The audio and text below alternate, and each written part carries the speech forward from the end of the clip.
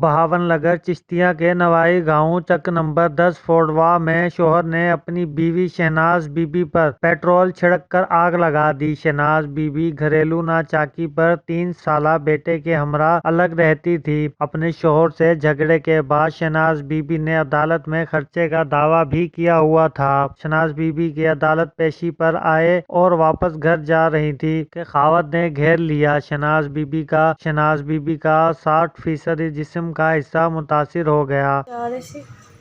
راستے دے وچ گڈی دے اوپروں اترے نے 4 بندے، ایک میرا شوہر سسر تے ایک دا استاد، چوتھے بندے دا نہیں پتہ کون۔